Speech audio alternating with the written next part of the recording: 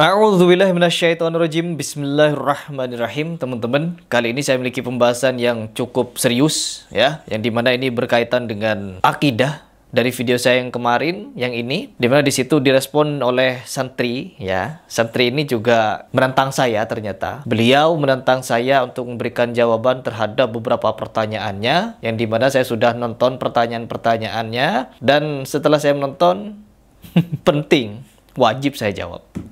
Karena agar ini tidak ngambang ya, pemahaman ini agar tidak ngambang. Yang pertama, saya ingatkan kepada kalian, terkhusus kepada haters Harry Pras yang selalu mencaci, mencibir, memfitnah dan lain sebagainya. Simak video ini dengan gagah berani sampai selesai, dari awal sampai selesai, agar kalian paham apa yang saya sampaikan. Yang pertama, di sini orang-orang Salafi itu tidak menolak takwil ya, tidak menolak takwil apabila memang takwil itu diperlukan. Tapi selama takwil itu tidak diperlukan, maka kita tidak perlu untuk mentakwilnya ya, seperti apa yang disampaikan oleh Ustadz Firanda berikut. Kita tidak mengingkari takwil. Takwil itu boleh kalau ada dalilnya.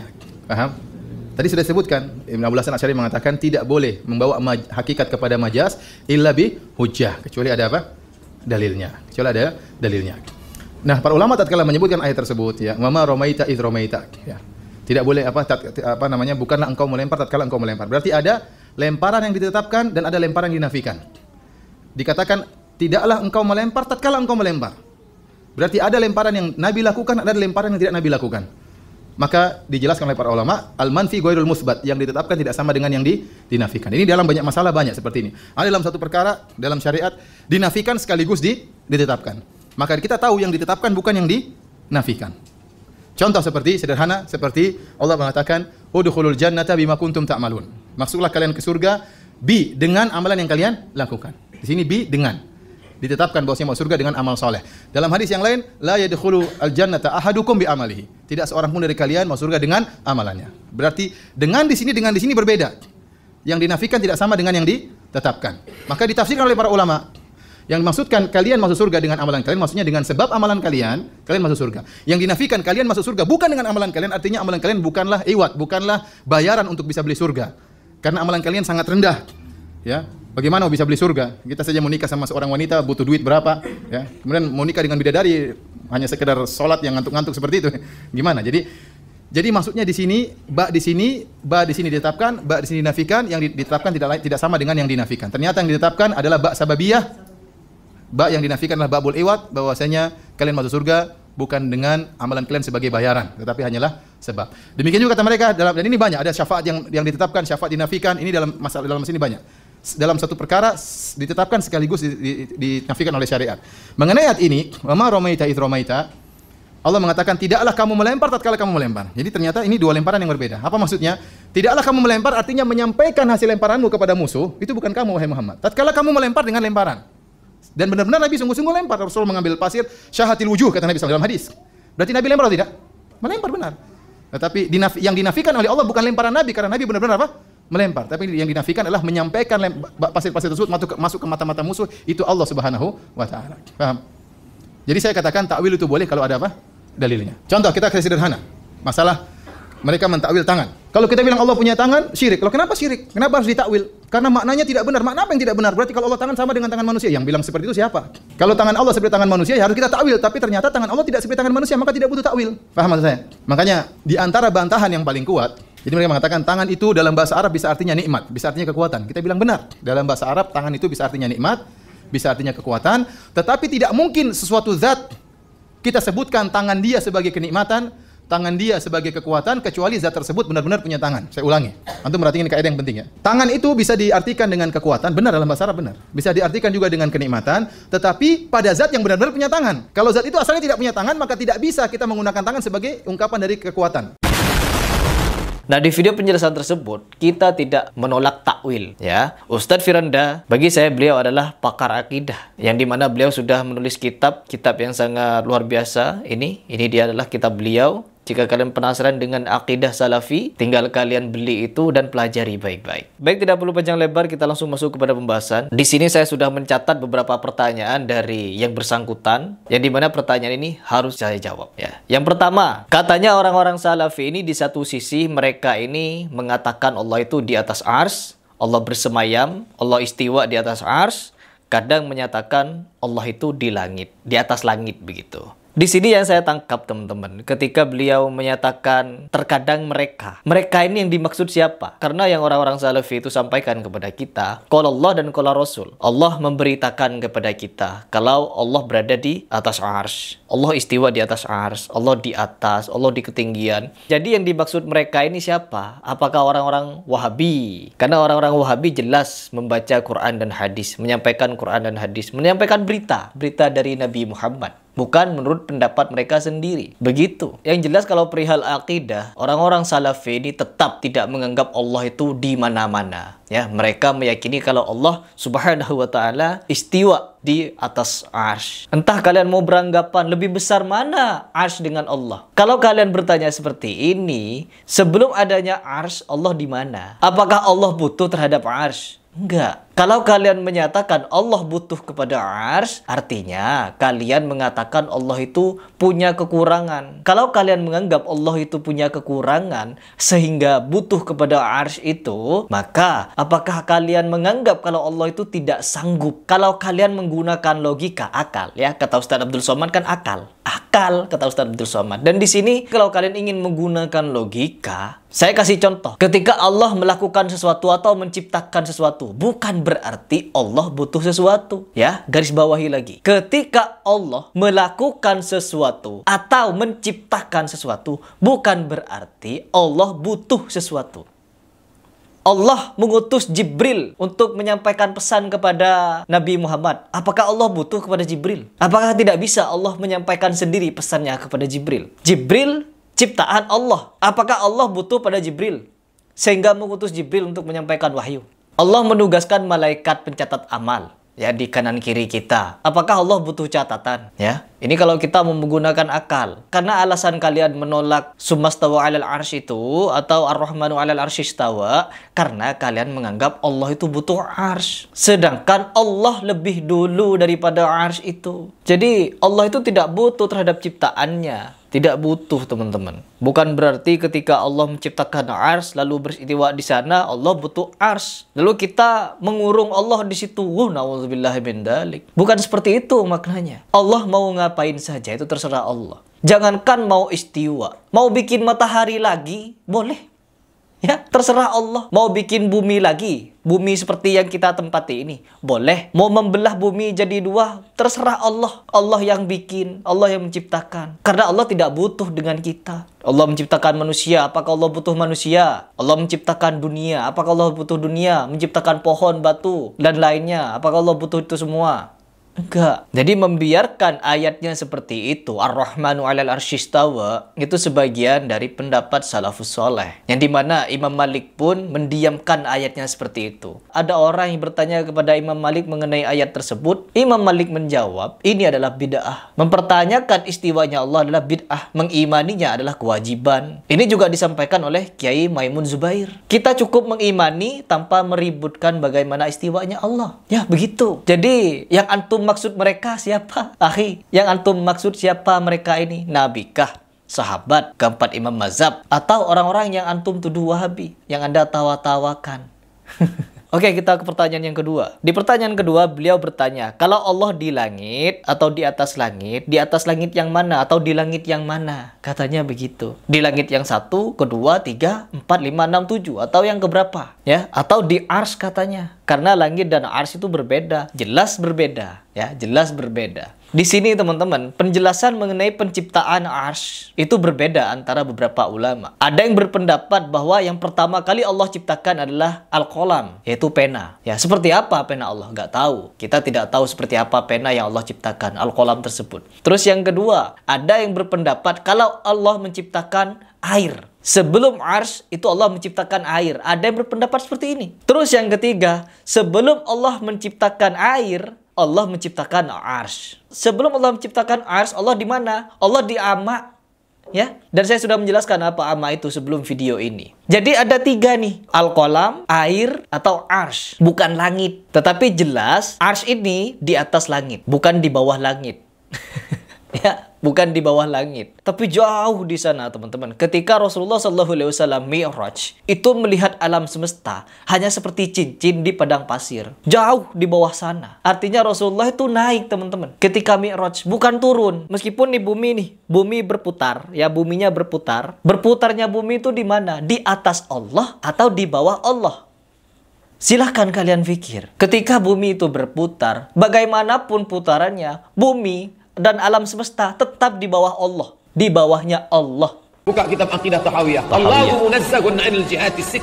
Allah suci dari 6 arah. Muka, belakang, kanan, kiri, atas, bawah. Kalau sampai dia bisa ditunjuk, maka batal 2 ayat. Laisa kamitslihi syai'un wa huwas samiul basir. Ayat 1 lagi, wa lam yakul lahu kufuwan ahad. Ungkapan tersebut dipenggal oleh Ustadz Abdul Somad, yang dimana ada kelanjutan dari ungkapan tersebut. Allah itu tidak dilingkupi oleh arah yang 6 sebagaimana makhluk. Ada lanjutannya, yang dimana yang berbunyi al-ars itu ada, al-kursi itu benar adanya. Namun Allah tidak butuh terhadap apa yang ada di bawahnya. Arsnya Allah itu ada, kursinya Allah itu ada, tapi Allah tidak butuh terhadap itu karena Allah penciptanya. Allah meliputi segala sesuatu dan ada di atasnya. Siapa yang bicara ini? Ini buku yang sama ini. Tetapi apa? Ustadz Abdul Somad hanya membaca penggalannya saja. Dan di sini pun juga diberikan tanggapan oleh Syekh bin Baz rahimahullah terhadap ungkapan Imam Abu Ja'far At-Tahawi ini. Beliau itu tidak menafikan dengan keberadaan Allah di atas. Tidak. Ya, bukan di atas Allah. Karena jelas apa yang dinukil oleh Ustadz Abdul Somad kemarin, bahwa Allah itu suci dari arah yang 6. Tetapi Ustadz Abdul Somad memenggal tanpa melanjutkan bahwa di bawahnya Al-Imam Ja'far At-Tahawi memberikan pernyataan kalau Allah itu berada di atas alam. Begitu. Kita ini kecil, seperti yang saya analogikan tadi. Ketika Rasulullah Mi'raj itu dari bawah ke atas, bukan dari atas ke bawah, ya, dan jauh. Sampai-sampai Rasulullah itu melihat alam seperti cincin yang dilempar ke padang pasir. Jadi jelas Allah itu berada di atas ars, dan ars ini ada di atas lautan, air, dan lautan ini berada di atas langit. Entah langit yang 1, 2, 3, sampai 7. Ya. Jadi Allah di atas segalanya, di atas ciptaannya, bukan di bawah ciptaannya. Begitu, ya. Ar-Raqib, bahwa Allah Maha Dekat tidak terbatas oleh ruang dan waktu. Allah Sang Khalik, dan sedangkan yang lainnya adalah makhluk. Al-Khaliq tidak akan pernah terbatas oleh ruang dan waktu. Maka alangkah luar biasa fatalnya apabila kita menganggap Allah itu berada di mana-mana, tidak terlepas dari ruang dan waktu. Kalau tidak terlepas dari ruang waktu, ketika kita di WC, ruang dan waktu tuh, ya. Ketika kita di WC, melihat WC, Allah ada di WC. Kalau kita sedang di kamar, mau berhubungan biologis dengan istri kita, dengan suami kita misalkan, apakah ketika kita melihat kemaluan istri kita atau suami kita, Allah ada di situ? Ya, kita jalan-jalan melihat tempat sampah, Allah tidak terbatas ruang dan waktu nih. Kita melihat tempat sampah, apakah Allah ada di tempat sampah itu? Kan tidak terbatas ruang dan waktu. Allah di mana-mana. Apakah begitu cara kita mengartikan? Na'udzubillah min dzalik. Kalau kita meyakini Allah itu di mana-mana seperti ini, maka sangat berbahaya sekali. Jadi ini semoga kalian bisa merenunginya dan bisa memikirkannya baik-baik. Jangan juga mengatakan Allah ada di mana-mana. Kurang tepat. Kalau ditanya Allah ada di mana, maka Allah bersemayam di atas ars. Sudah begitu saja. Arsnya bagaimana? Pasti kita tidak bisa menjangkau. Kita lanjut dulu. Oke, di sini beliau membawakan satu ayat kepada saya, yaitu surat Al-An'am ayat yang ketiga. Di sini saya menampilkan surat Al-An'am ayat ketiga dari website mereka, dari website kebanggaan mereka, yaitu NU Online, yang dimana bunyi ayatnya yang seperti ini: wa huwallahu fis samawati wa fil ard. Ya, ini bunyi ayatnya yang beliau potong. Jadi dipotong sampai sini, tidak dilanjutkan sampai selesai. Yang artinya beliau menyampaikan kepada saya, Allah berada di mana? Sedangkan di ayat tersebut Allah berada di langit dan berada di bumi. Langit-langit dan bumi katanya. Jadi langitnya bukan cuma satu langit, tapi beberapa langit. Ya. Tapi di sini kita coba untuk membaca dari website resmi mereka, yaitu dari NU Online. Terjemahan dari wahwallahu fis samawati wa fil ard ya'lamu sirrakum wa jahrakum ya'lamu ma taksibun. Ini bunyi dari ayat secara full. Kita baca artinya. Dialah Allah, dan di sini ditafsir. Sama NU Online ditafsir bahwa yang disembah. Ini NU Online, ya. NU Online bukan menyatakan keberadaan Allah. Allah itu berada di langit-langit dan berada di bumi-bumi. Ya, bumi yang mana? Dialah Allah yang disembah di langit dan di bumi. NU Online. website kalian. Kenapa bisa seperti ini? Karena ada lanjutannya. Ayatnya jangan dipotong, ada lanjutannya, teman-teman. Dia mengetahui apapun yang kamu rahasiakan dan kamu tampakkan, serta mengetahui apapun yang kamu usahakan.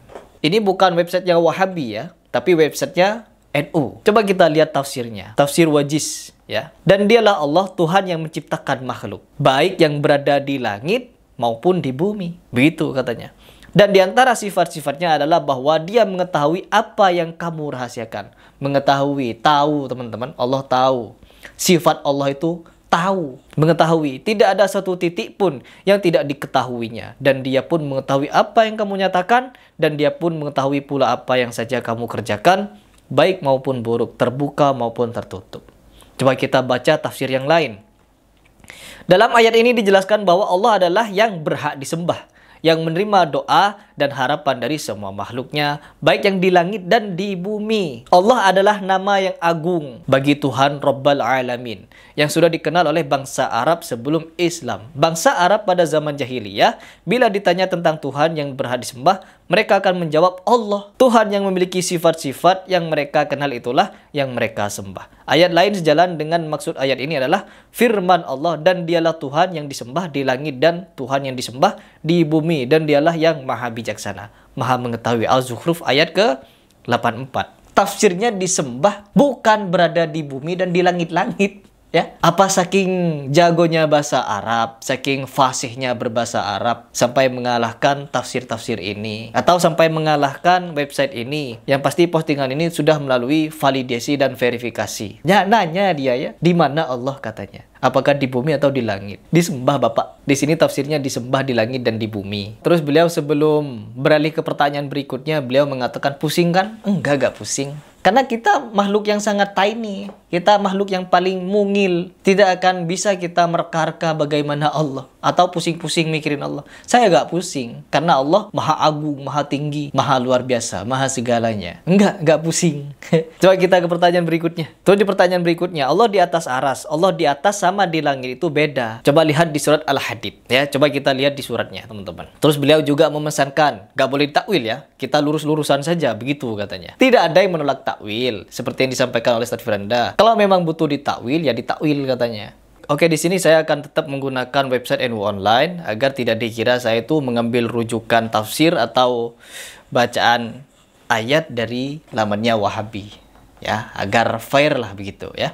Di sini dalam surat Al-Hadid ayat keempat, huwallazi khalaqas samawati wal arda fis sittati ayyamin summastawa 'alal 'arsy. Ya, summastawa 'alal 'arsy ya. Penciptaan alam semesta, langit dan bumi selama 6 hari, teman-teman. Ya'lamu ma yaliju fil ardi wa ma yakhruju minha wa ma yanzilu minas sama'i wa ma ya'ruju fiha.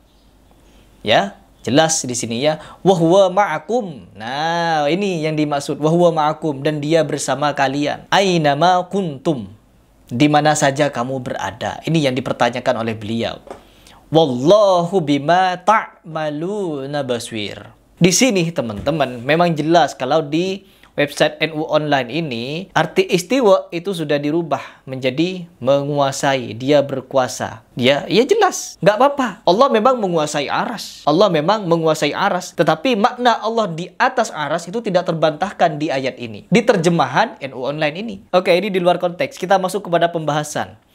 Ya, wahwa ma'akum ainama kuntum. Nah, ini yang dipermasalahkan. Dia bersamamu di mana saja kamu berada. Allah bersama kita dimanapun kita berada. Jelas teman-teman. Ketika saya ditanyakan mengenai hal ini, saya juga berdiskusi dengan salah satu kawan saya. Beliau chat dengan saya. Bagaimana Mas Ri, ini saya bingung untuk menyikapi semua yang disampaikan oleh santri tersebut masuk karena menggunakan ayat semua. Saya jadi bingung. Beliau bingung teman-teman. Dan di sini saya tidak banyak komentar terhadap beliau. Saya langsung telepon kepada teman saya tersebut. Dan alhamdulillah beliau ngangkat. Saya tanya kepada beliau, Assalamualaikum. Beliau menjawab, apa kabar Mas? Saya nanya kan, alhamdulillah sehat, terus begitu-begitu ya. Terus saya bilang kepada beliau, Mas di mana sekarang? Oh jauh ya, tempat dia sama saya jauh teman-teman. Tetapi melalui telepon, saya merasa dekat dengan dia. Saya tanya kepada beliau, antum bingung ya masalah Allah itu bersama kita, dimanapun kita berada. Mas dengan saya, jaraknya jauh. Saya tidak tahu keberadaan Mas dengan pasti. Mas juga tidak tahu keberadaan saya dengan pasti. Tetapi dengan HP ini, kok bisa terasa dekat ya? Suaranya bisa dekat di telinga, padahal orangnya jauh. Baru dengan telepon tersebut, saya tidak perlu menjelaskan banyak dalil. Beliau langsung paham atas analogi yang saya ajarkan kepada beliau. Ya, sesimpel itu. Suara saya bisa kedengeran meskipun jauh melalui teknologi. Ini manusia nih, teknologi ciptaan manusia. Tetapi bisa menciptakan sesuatu yang seperti itu, bisa membuat orang yang jauh terasa dekat. Bahkan untuk melihat orang yang jauh melalui video call bisa. Jaringan internet. Ya,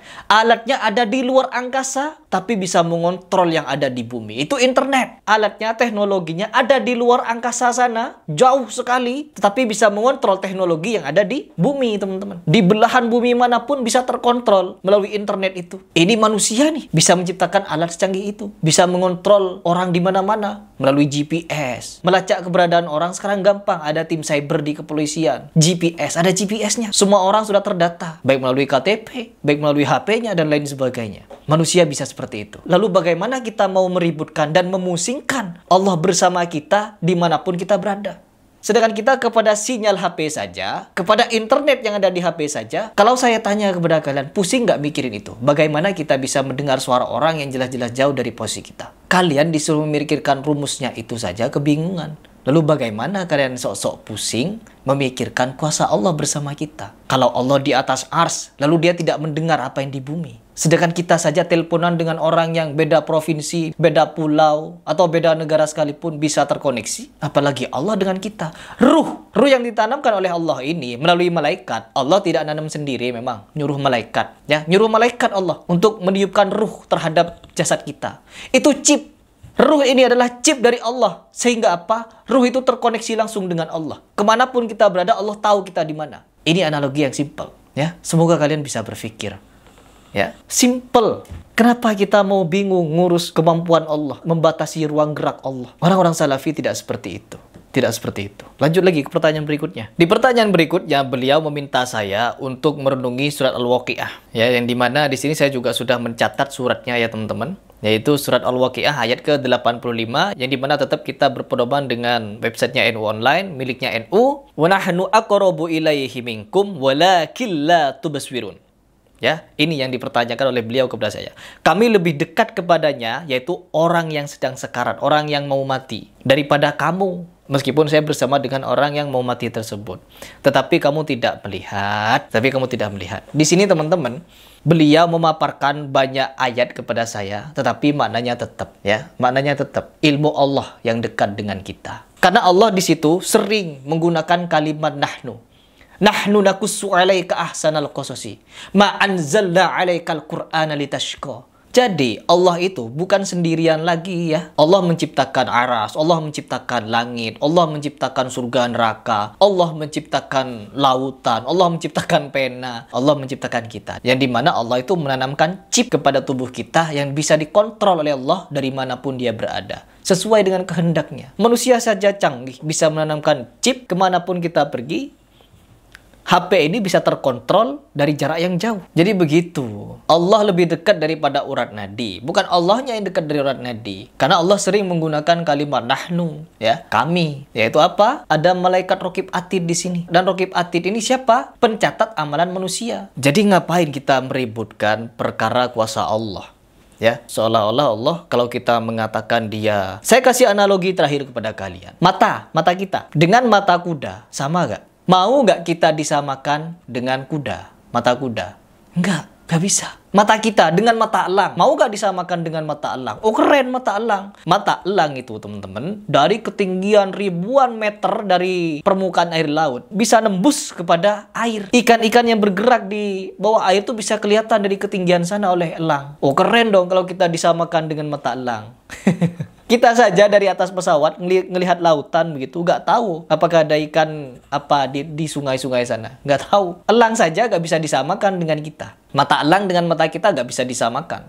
Mata kita nih dengan mata semut sama nggak? Mau nggak kalian disamakan dengan mata semut? Nggak mau kan? Mata kalian disamakan dengan matanya babi. Nggak mau kalian. Allah yang menyatakan sendiri bahwa Allah maha melihat. Apakah kita mau menyamakan penglihatan kita dengan penglihatan Allah? Gak bisa teman-teman. Allah bisa melihat apa yang terjadi di kerak bumi. Itu penglihatan Allah. Penglihatan Allah bisa melihat apa yang terjadi di kerak bumi. Kita bisa gak melihat?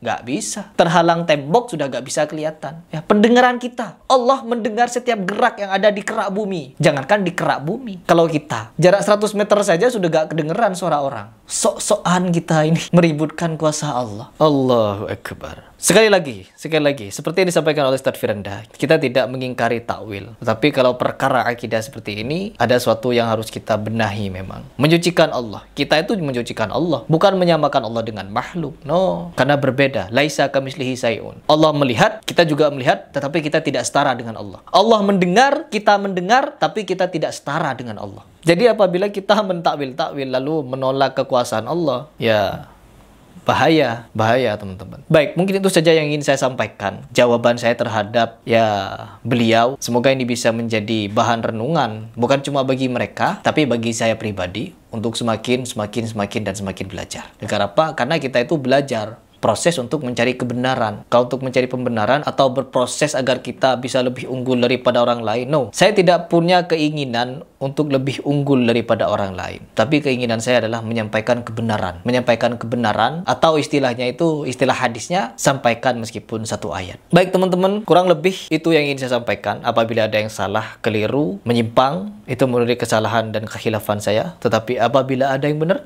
itu dari Allah Subhanahu wa Ta'ala.